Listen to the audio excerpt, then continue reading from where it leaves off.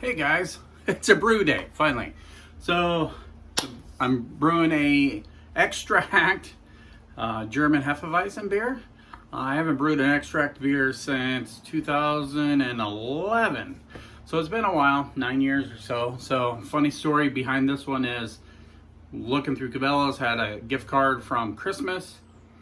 Looking through, and they have a hobby section. Oh, what's this? Click on it. It says beer. What's this? Bang. Beer making kit. So I clicked on it, bought one. I guess it goes through a homebrew store out in New Jersey called Love to Brew. So I will, guess the next thing to do is unbox it.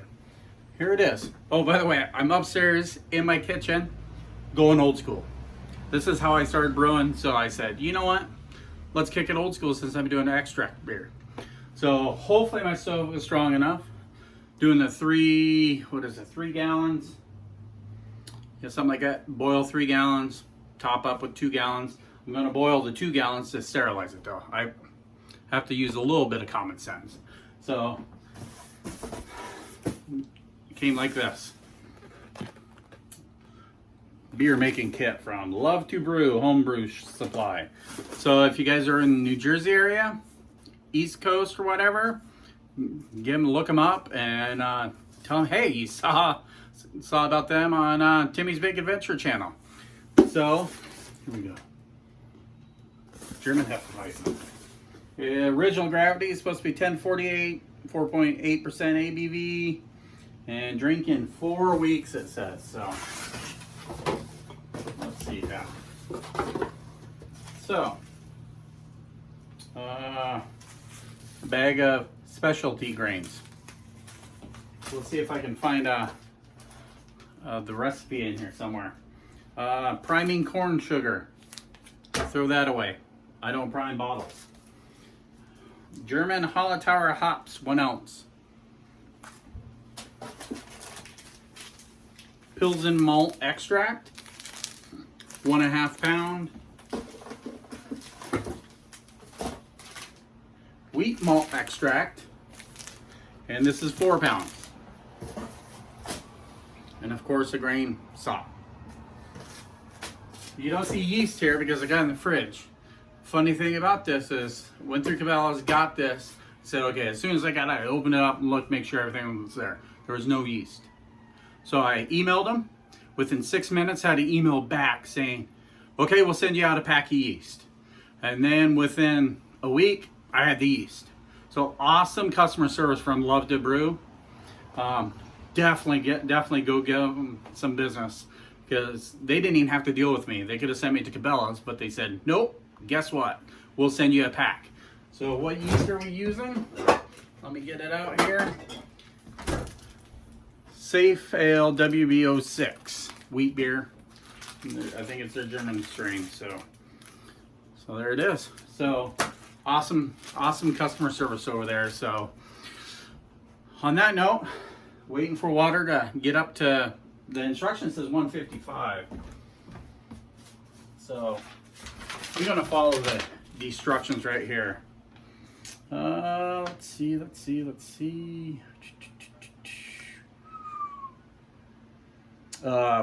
The specialty malts are 4 ounces aromatic malt and 2 ounces acid malt. So first steps here, add 3 gallons of water to your boil kettle, bring up to 155. So we just had one heck of a thunderstorm come through. There's sirens everywhere. Hopefully everything's okay. Then it says pour specialty grains into a mesh bag and steep for 30 minutes. We recommend turning the heat a little lower during this phase. You don't want water to heat over 170. Good to know. After 30 minutes, remove steeping grains from water. Allow grains to drain, but do not squeeze the bag. Ladies and gentlemen, don't squeeze the bag. Bring water to a boil. Remove from heat. Add 4 pounds of wheat malt extract and 1.5 pounds of Pilsen malt extract. Then stir. Make sure it's all stirred up. And it says, at this point, your mixture is now worked. Allow your work to return to a boil. Be sure to observe so you don't have boil overs. Once the foaming subsides, begin your 60-minute process. Timing is referred to by minutes left of the boil. We already know that. At 50 minutes, add 3/4 ounce German Hallertauer for 50 minutes. 15 minutes. Okay. 15 minutes, add 1/4 ounce German Hallertauer.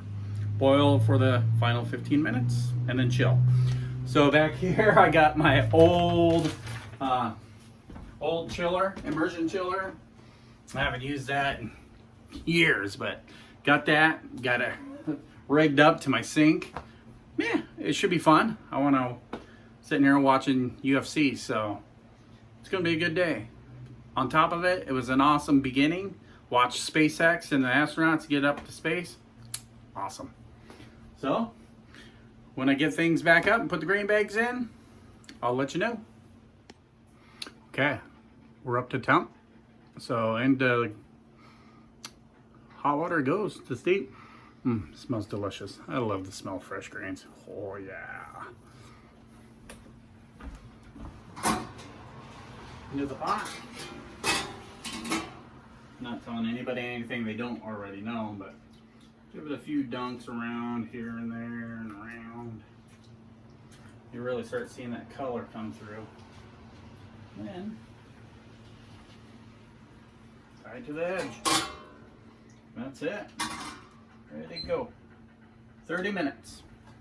Just like that. So I'll come back when we're up to the boil, throwing some hops in. Cheers. Okay. Water with steeping grains are out of the water. Got them right here. Oh yeah. Smells good. Probably make some dog treats out of this since it's just a small batch. I don't need a lot of them. I only have 2 little dogs. So it's pretty much up to a boil. I'm going to cut off the heat on my new fancy electric brewing system. So now it's time to see if I can get it to 1 burner and have it go okay. We'll see. I'm hoping so anyways. So time to get the malt extract in.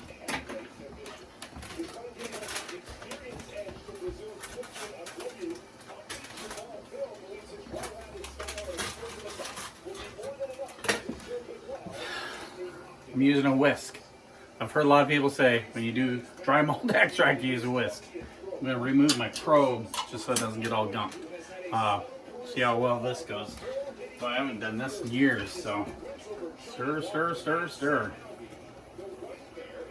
And hopefully I don't foam it over.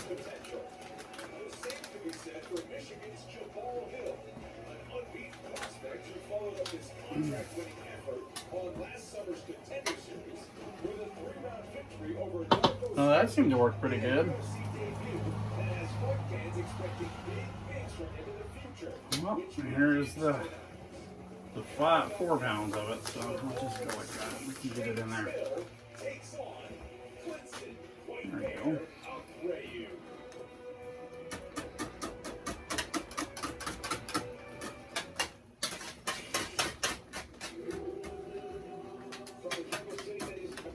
Woo, hot. Alright, getting her all mixed.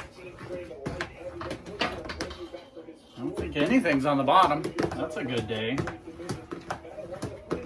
just going to make sure it's really well mixed.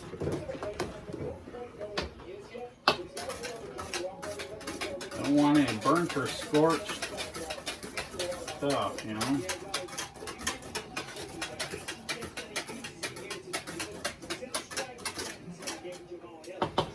The whisk works pretty good. I've never done it before. When I extract brewed, I normally just use liquid malt extract.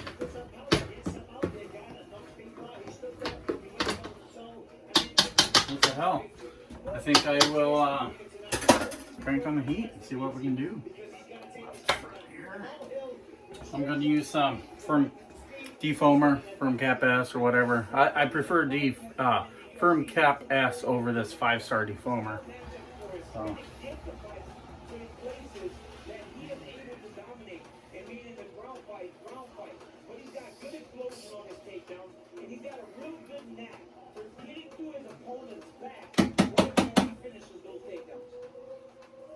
There we go.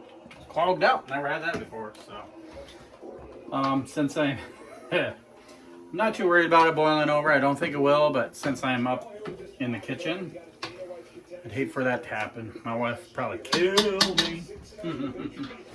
So, let's see here.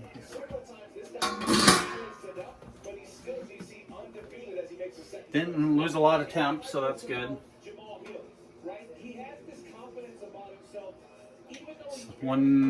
Almost 200. So only lost a few degrees. Well, I'm going to see if the one burner will bring it and keep it at a boil.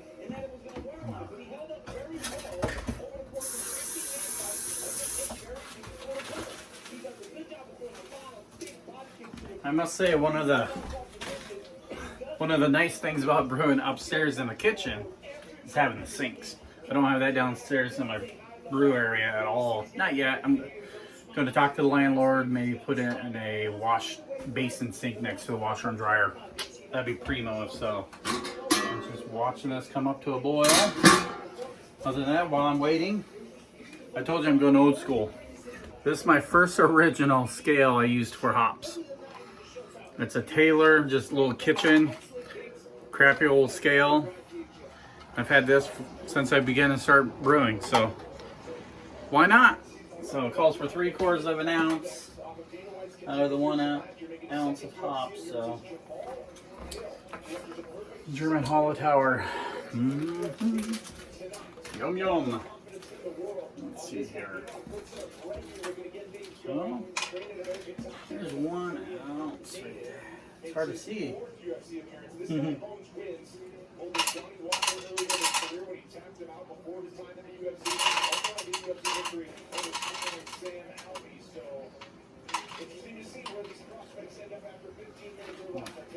Ooh, they smell good though.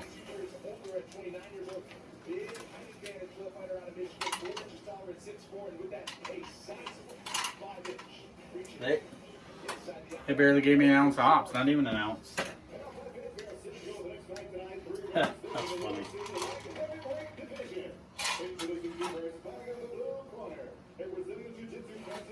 Maybe it was my scale off a little bit. You know, it's a precision scale that I use. There we go. I guess they gave me that's about a 1/4 ounce, so I guess so. I'm going to do it like I did in the past. When it comes up to a boil, I'm just going to throw the hops in. No strainer, no nothing. And then I'm going to pour that after it's chilled down right into my fermenter. Hops and all, I don't really care. It's not going to hurt anything. So, kind of fun. We'll see how well this goes. Be back. See how well this goes. Once this gets up to boil, 60-minute addition, and then boil for 45, another addition, and we'll start cooling. Okay, we're at a boil. So here's my 45-minute hop. Start the timer, please. Start. Be back in. Oh, not yet. So got the boil going, got the hops in. It's time to get a little inspiration. BREWDAY, authentic Bavarian Hefeweizen.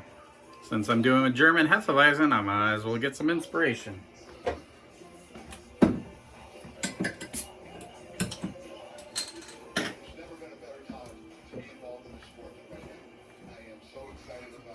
Einger, whatever.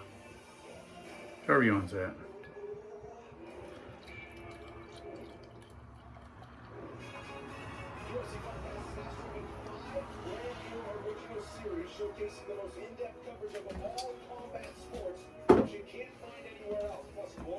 Pretty looking beer. Ooh. Pick up the Pilsner malt instantly. A little banana, a little clove, not a whole lot. So I'm hoping that's how this one turns out. If so, that's going to be phenomenal.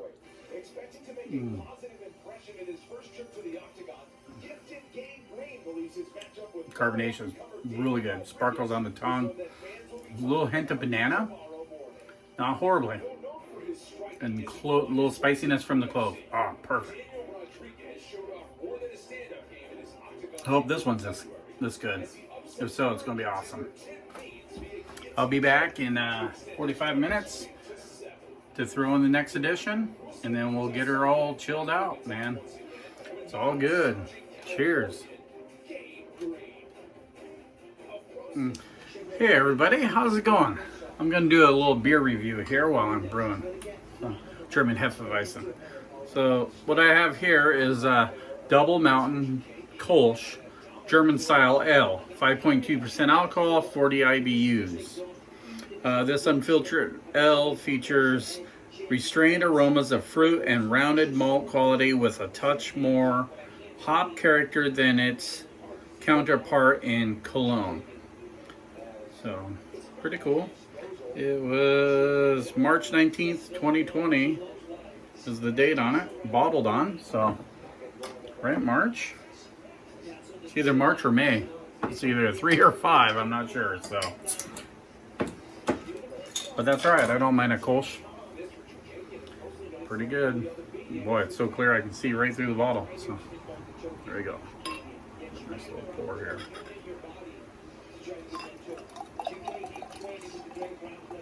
I know it's not a Kolsch glass, but I didn't. My favorite glass, dirty glass, I guess. But my favorite glass to drink this out of, I'm drinking German Hefeweizen out of, and I really don't want that cross-contamination. Now, Kolsch's for me, it's very clean, crisp, and I get a lot of pear. Boy, you can smell like the Pilsner malts. A little bit malty sweet, but not over the top. But for me, I get a lot of pear. Boy, that smells good. Never mind the bubbles everywhere, but cheers.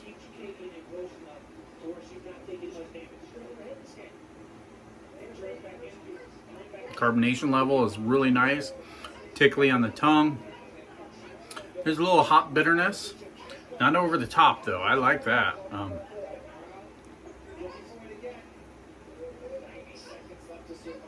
I can see if this warmed up. As it warmed up, it get a little more bitter, but it's just crisp, clean, Kolschy. You know, no, I mean Kolsch to me is a lot like a Pilsner. It's just very clean, crisp. You get a little maltiness, which is nuttiness for me. I get a lot. It's not like hazelnuts, but there's just like a nice little nuttiness I get from, like all Pilsners and lagers. I always get that from. Don't pick up pear on the flavor at all. Never do on Kolsch's, but in the nose, I'm always picking up pear. This here is one of my favorite Kolsch's. I've had it several times. It's an Oregon brewery, Double Mountain. I think it's in the Gorge. Yeah, Hood River. So they have a brewery and tap room. So if you're ever in Oregon, Hood River area, definitely go with them, pick them up. If you ever see this bottle of Double Mountain Kolsch German style ale, make sure you pick it up. It is a very good rendition of a Kolsch, in my opinion. And Kolsch's to me are like a blonde ale. It's a dying breed. I wish more people would brew them. I'd rather drink a Kolsch over a Pilsner lager. I do like Pilsners and lagers, but I would take a Kolsch. Kolsch would probably be one of my go-to beers, in my opinion. I like that it has a nice hop bitterness to it. It kind of make sure it's not sweet. So it's a different rendition. I like it. I love it. Which one do I like it? Do I love it? No, but not the best beer in the world, but it's a very good everyday drinkable beer. I wish I could buy this by the 12 pack. I can only buy it by the 500 milliliter bottle, and it's $3.69, so it's not bad. Cheaper than going to a tap room or something and picking up a $5 beer for the same price. So to me, It's a very good rendition. Double Mountain Kolsch. I know I'm repeating myself, but if you like a crisp, clean Kolsch, this one's for you. It has a little bit of a hot backbone to it, so expect that, but that's what makes it good. Cheers, everybody.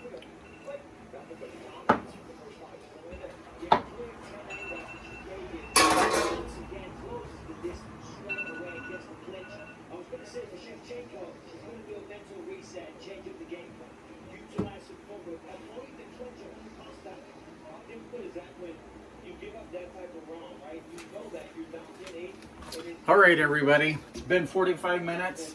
I've learned a lot about this. Don't brew upstairs anymore. It's barely keeping a boil on 3 gallons. I'm on 2 burners on high. My stove is angry at me. It's hot to the touch. So let's hurry up and get this last 15 minutes done. Get these German Hallertauer hops in there, and then we'll wait 15 minutes, start chilling, and get the burners off so my stove can relax. I won't be coming upstairs to brew anymore, but it's been fun brewing extract. Let's get those in there. I'm talking too much. So there we go. So that's that. After we're done, I'll come back at you while I'm cooling it down. All right, guys, as we wait for our boil to finish up, I'll tell you a little bit about the Hallertauer hops. I didn't really explain them too much. I brought up their profile. The type of hop that Hallertauer is it says aroma hop. Yeah, it's a noble hop. It's been around since the beginning of beer, probably, you know.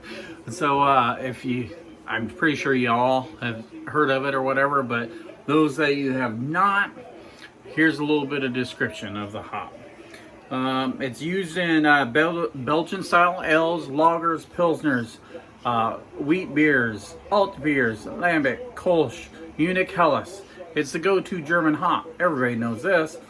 Flavors are earthy and herbal. Alpha acids 3.5 to 6.5%. Substitutes Mount Hood, which is one of my favorite hops. I make a Mount Hood blonde ale. Nothing but Mount Hood in it. Liberty, Crystal, another one of my favorite hops is Crystal. German Hallertau, German Tradition.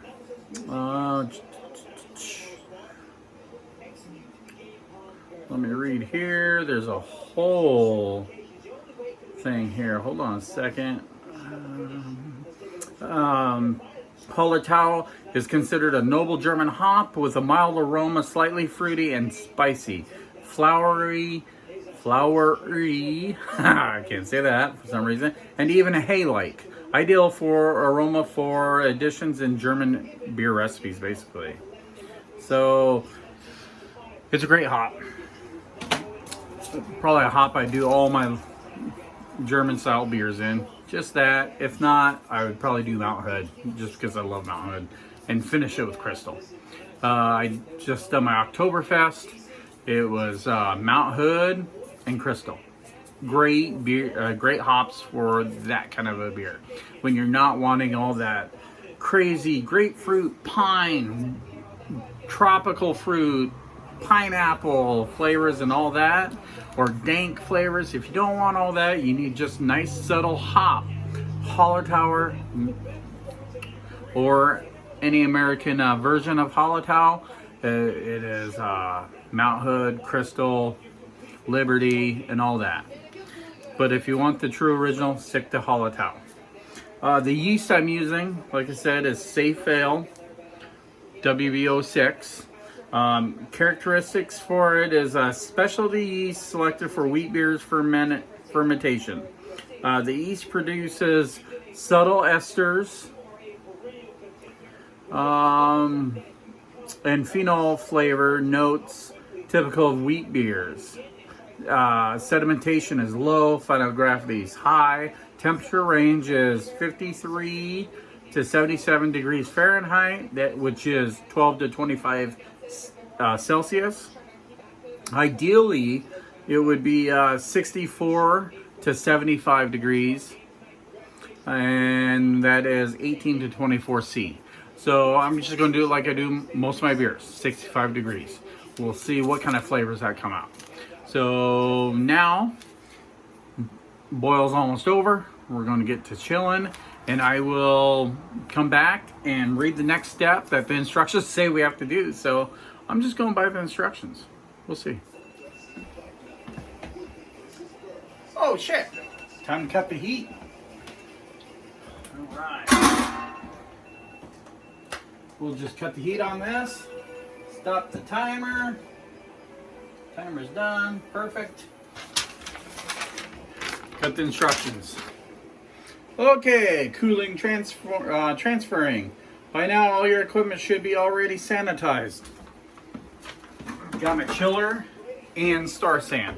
That's why I'm not throwing it in the hot boil, because, oh my god, this thing needs all the help it can get. Fill your primary fermenter with 1 gallon of cold water. I'm not going to do that. I'm going to put the water I have, the 2 gallons actually, and throw it in here. So then after that, then I will chill, and then I'll put it in my fermenter. And if I need more, I got some bottled water by the gallon. I'm not a fan of doing that, but I'll just dump it in then. Add cold water as needed to the boiling wort, or to bring the wort up to 5 gallons of liquid, measuring, ensuring that it is below 70 degrees. Seal the fermenter, aerate the wort by rocking the fermenter vessel back and forth. I'm going to do it the old school way. Remember these spoons with that cool old hole in the end with a square? That is so you can aerate your wort. So that's how I'm doing it. What else does it say? Sealed fermenter, blah, blah, blah. Other options include using an aeration system or diffusion stone. I have all that, but I'm out of oxygen, so I'm not going to worry about it. Measure specific gravity of the wort with your hydrometer and record. I'm going to use my refractometer. Or refractometer. Add yeast to fermentation vessel. It is important that the wort temperature will not be above 70. Yeah, we all know that. Seal the fermenter and add airlock. Fermenting, it says move fermenting vessel to a room temperature. I'm going to put in my fermentation chamber at 65 degrees. That's where I just keep it. I will put the temperature probe on the side of my fermentation bucket. You will observe fermentation within about 48 hours, hopefully a lot sooner. You want to maintain a temperature of approximately 68. I like doing mine a little bit cooler. After about 1 or 2 weeks of your active fermentation will stop. At this point, if you have a blow-off tube attached, you may remove it and add an airlock to the vessel. I just rock an airlock. No blow-off tube needed. I have a 7-gallon fermenter. I put 5.5 gallons in it. After 2 weeks, you are ready to bottle or keg your beer. I will be kegging. And it tells you bottling and carbonation. And then it says enjoy. Pour your homebrew into a clean glass. For aesthetic reasons, many people avoid pouring the yeast in, but it won't hurt. This beer is going to get any yeast I have into my glass. It'll settle out after time in the keg. So smell the beer, a few short sniffs, taste, allow your beer to cover the tongue, swallow, smile, life is good. They don't have it much better than that. Their instructions are very easy to follow. If you're a new brewer, new to anything, love to brew. If you can get anything from these guys, please go to their website, their store, call them up. Hey, just say, hey, I heard you guys done another home brewer right. Thank you. You know, you can drop my YouTube channel, Timmy's Big Adventure, but they're not going to have a clue who I am. So I just love to promote a good company. If they're good to me, they're going to be good to everybody else. So go support those people, man. It's hard sometimes to find good people, and when you do, just continue to support them. Luckily on the homebrew side, There's a lot of great companies, a lot of great customer service. So on that note, let's get the extra water in here. Let's get the chiller in here. Let's chill this MF'er down and get her in the fermentation bucket. Here we go.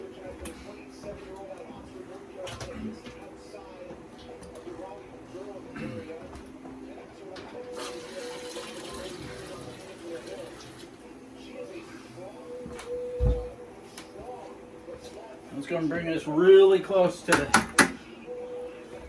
I have a couple, this is my old school brew kettle. It's actually a tamale kettle. I took all the guts out. This is what I started, or my second kettle I started when I started brewing, because I learned that extract brewing, that if you can do a full boil and full volume boil, it turns out better.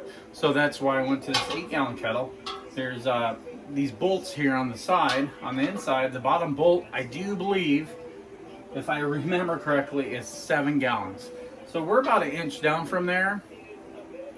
So it's going to be close to the volume we need. So sanitized, get that stirred around, incorporate that really good.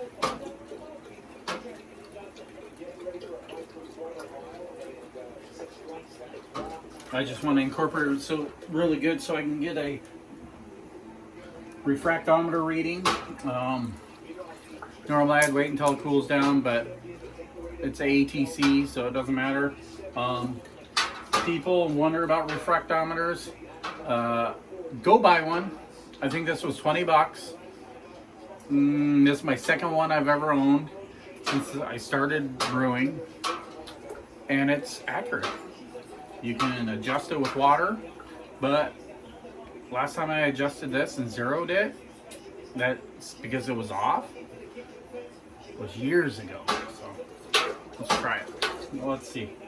Hopefully I got it mixed up enough. If I'm close, I'm happy, right? Let's see.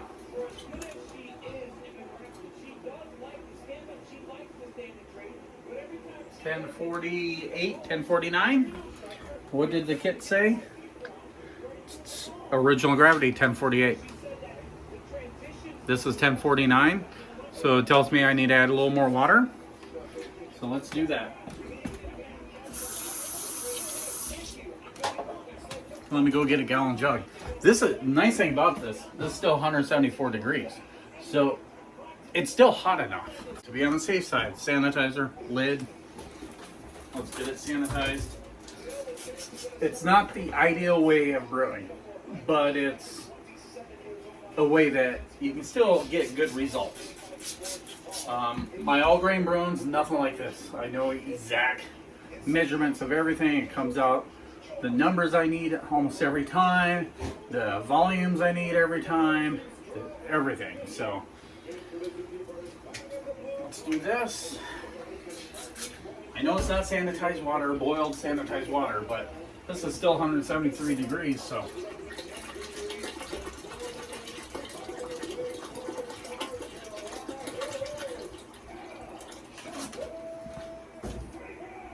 That's all I'm gonna do. And then we'll take another reading. We'll get it all nice. I know, hot side aeration. I think it's a myth. I haven't had any issues with it, but it's probably not a myth. It's probably happened to somebody from one time or another, but small scale like this, I don't think it really shows. If it does, I have no idea what the flavor is, because I haven't noticed any off flavors from it that I know of. Let's try this again.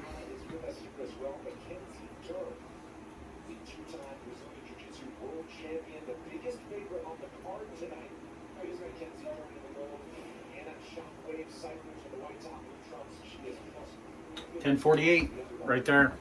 Not gonna mess with it. That's what it's supposed to be. So I still have my thermometer probe in my kettle. I plan on keeping it there. The lid is, I'll re-sanitize it. Rinse this bad boy off. Got that rinsed off, that into the sanitizer. I'm kind of curious if this kettle will fit in my sink. I don't think it's going to, so I'm just going to leave it. Let's try this. Okay.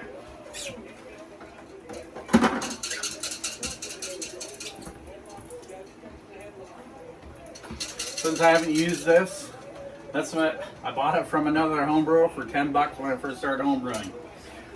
This just proves you don't have to buy brand new equipment. Yes, would I love to buy brand new equipment? No doubt, all the time. But guess what? Brewing to me, I just don't have a ton of money. This lid isn't for this kettle. So, but I do with what I have. And that's what homebrewing is all about. Improvising. Yes, I do like great new gadgets, and one day I will have a sparkly, fun, shiny brew system. Maybe electric.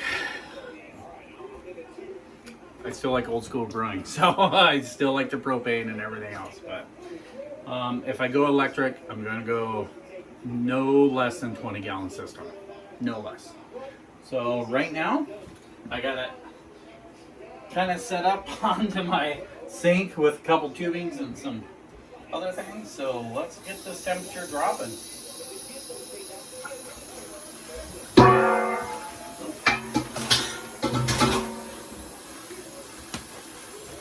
Okay, 160 already. Right like that. When I get this cooled down, get it in a fermentation bucket. Sorry, UFC's on and somebody got knocked out, but I get it in a fermentation bucket and I'll pitch these with you. All right, guys, we're all chilled down about 65 degrees. Time to get in the fermenter and whip up some aeration, like old school.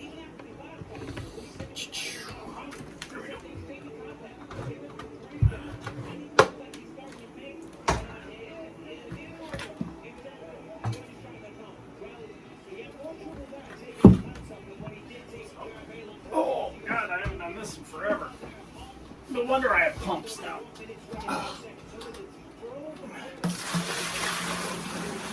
Yeah, made it in the bucket. That's pretty good. Oh, look at that hop sludge. Told you I'm doing it like old school. I don't care if it goes in there. It'll settle out. Let me get you a better view. All right, time to aerate with this little spoon thing. Ready?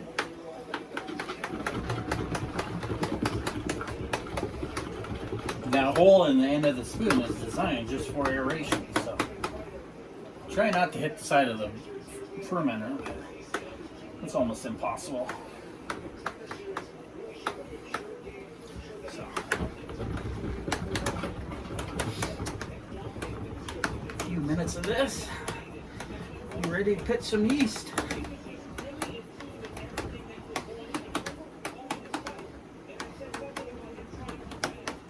Well, I can't go much more. The foam's going to come out of the bucket. So like I said before, WVO6. Sanitize the packet. In the scissors. And we'll get her in the fermenter, into the fermentation chamber. Let the puppies do their job. Hopefully we can get a little banana clove flavor out of them. Not a lot though.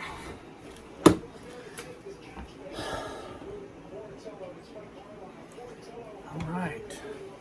Let me adjust you a little bit here. There we go. All right. So that's pretty much brew day.